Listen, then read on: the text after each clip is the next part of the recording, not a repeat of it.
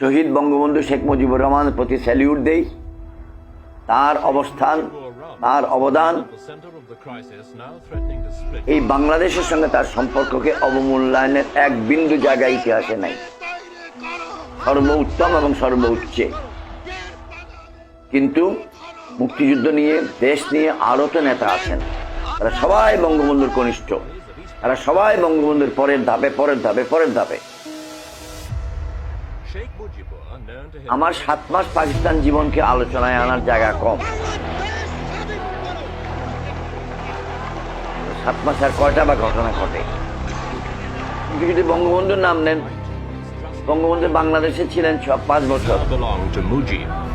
নিয়তি তাকে 15ই আগস্ট 1975-এ আমাদের কাছ থেকে সরিয়ে নিয়েছে।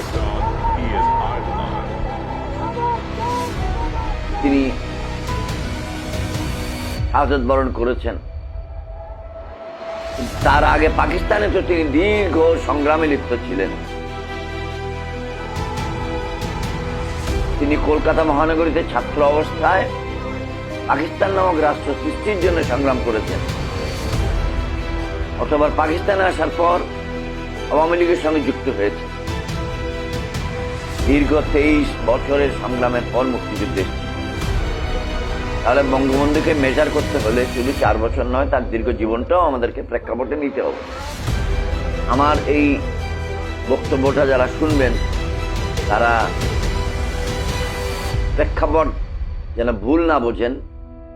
সন্দেহের ঊর্ধ্বে থাকার নিমিত্তে যে বাংলাদেশের জাতিকে 1971 পর্যন্ত স্বাধীনতার জন্য প্রস্তুত করতে যিনি ভূমিকা রেখেছেন, যার ভূমিকা অনস্বীকার্য, অনবদ্য, উজ্জ্বলতম, তিনি বঙ্গবন্ধু শেখ মুজিবুর রহমান। এবং তাকে সহায়তা করেছেন তার দল, তার দলের সমর্থকরা। সেনাবাহিনীতে যিনি ছিলেন, যারা ছিলেন, তারাও সেই প্রণোদনা পেয়েই উদ্দীপ্ত হয়েছেন। আমি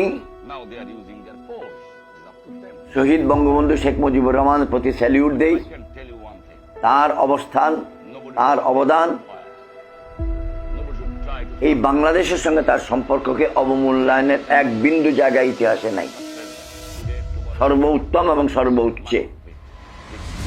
কিন্তু মুক্তিযুদ্ধ নিয়ে, দেশ নিয়ে আরো তো নেতা আছেন, তারা সবাই বঙ্গবন্ধুর কনিষ্ঠ, তারা সবাই বঙ্গবন্ধুর পরের ধাপে পরের ধাপে পরের ধাপে। এটা আমরা মনে রাখবো। অনেক ধন্যবাদ। Sheikh Mujibur Rahman was undoubtedly, undisputed leader of Pakistan, one Pakistan. He was supposed to be the Prime Minister of Pakistan.